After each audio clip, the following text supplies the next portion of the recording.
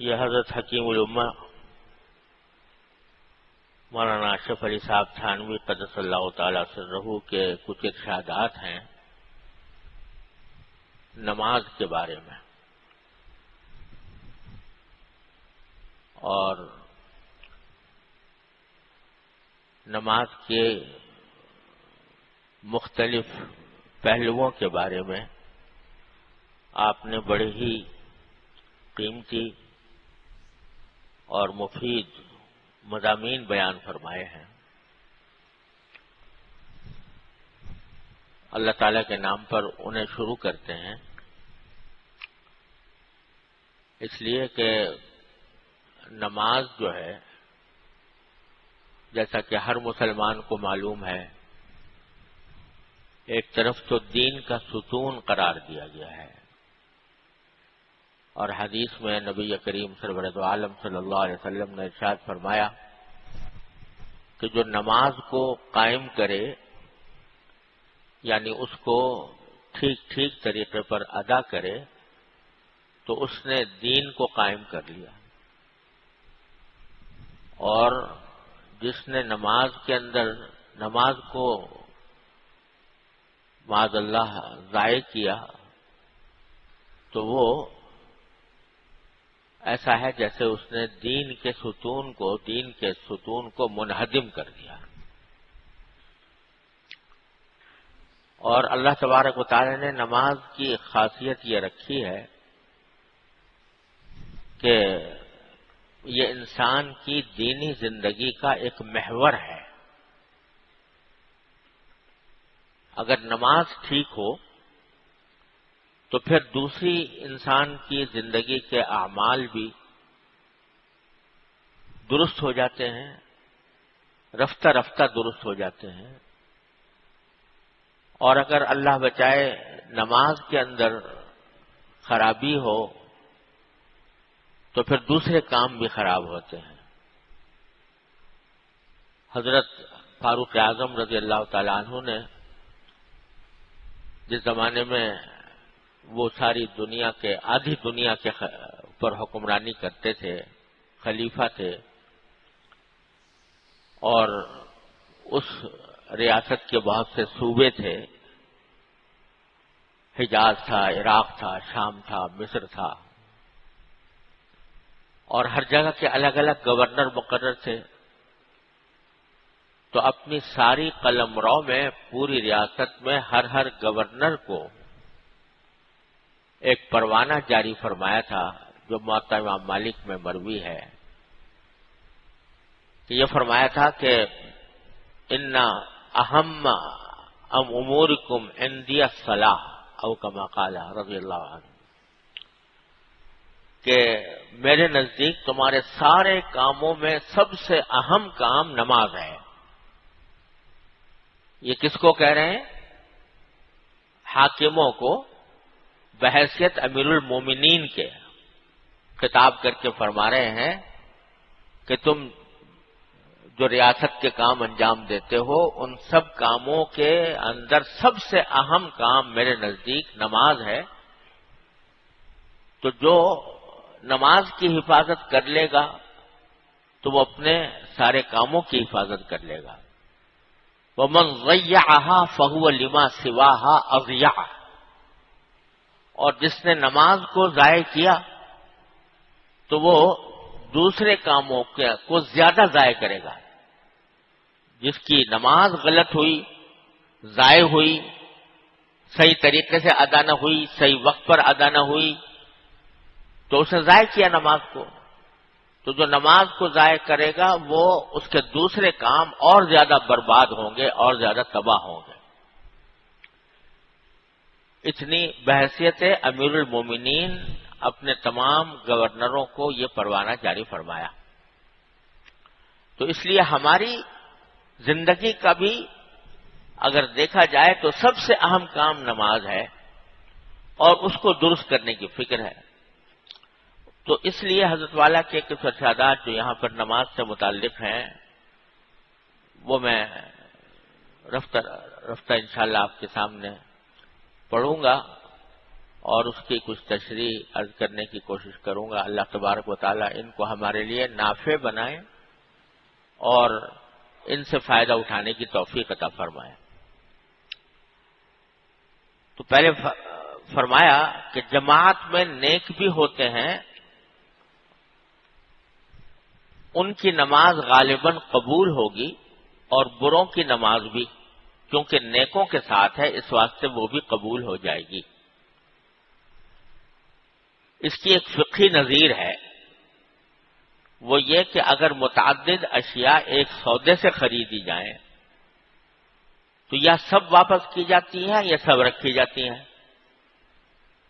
اور جو ہر ایک کا الگ الگ سودا ہوتا ہے تو جس میں عیب ہو اس کو واپس کر سکتے ہیں.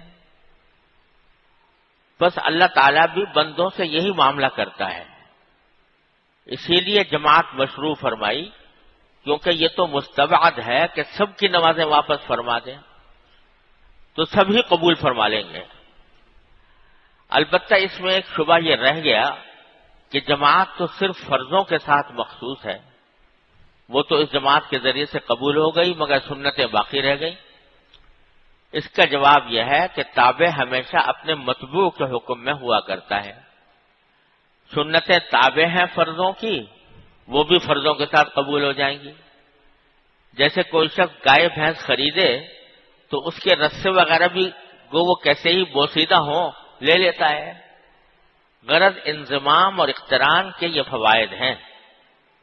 اسی طرح اگر کوئی شخص عمل دنیا میں بھی نیت خیر رکھے گا تو اس کو ضرور ثواب ملے گا. یہ جماعت سے نماز پڑھنے کی حضرت والا نے اس میں ایک عجیب حکمت بیان فرمائی ہے، اور یہ در حقیقت بسا اوقات لوگ یہ سمجھتے ہیں کہ بھئی نماز تو فرض ہے، پڑھ لیں گے، گھر میں پڑھ لی، بغیر جماعت کے پڑھ لی. حالانکہ بغیر جماعت کے جو نماز ہوتی ہے اس کو فقہائے کرام نے ادائے قاصر قرار دیا ہے، وہ ادھوری ہے، نامکمل ہے.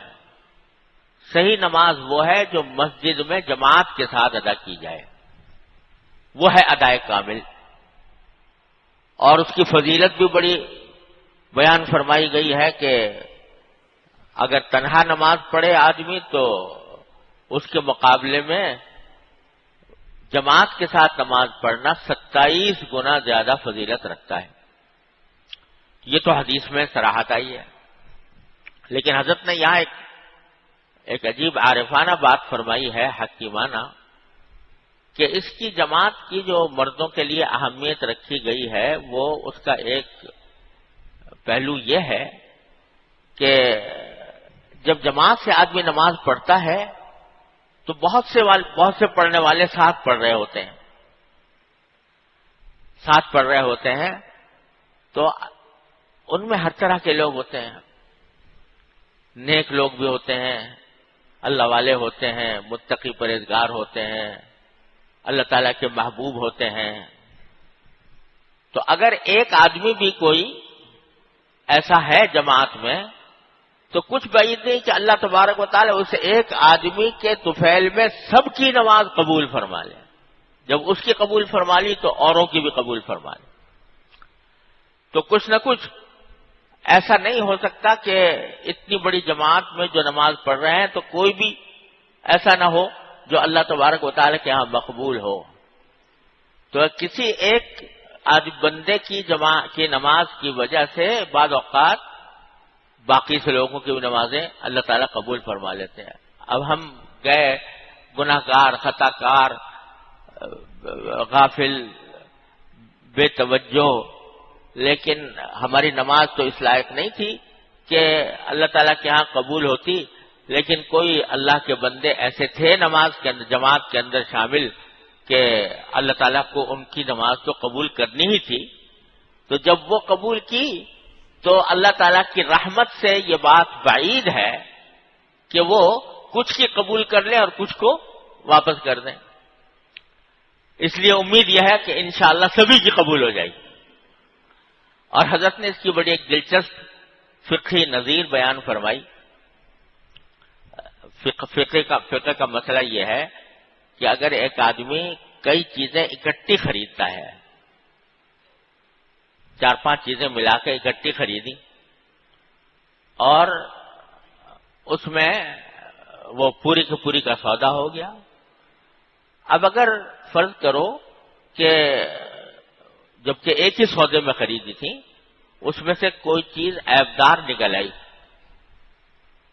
تو کیا ہوگا؟ شریعت کا حکم ایسے میں یہ ہے کہ یا تو ساری رکھ لو یا ساری واپس کرو.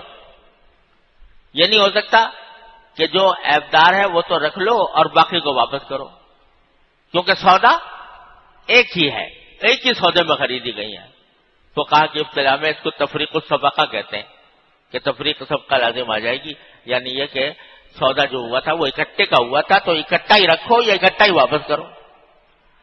لیکن اگر ہر چیز کا سودا الگ الگ ہوا ہو، یہ ایک چیز خریدی، یہ ایک چیز خریدی، یہ ایک چیز خریدی، تو پھر جو عیبدار ہے اس کو تو واپس کر سکتے ہو، باقی رکھ سکتے ہو. تو فرمایا کہ اسی طرح اگر جماعت کے ساتھ نماز پڑھ رہے ہو تو یہ اللہ تعالیٰ کے ساتھ اکٹھا سودا ہو رہا ہے.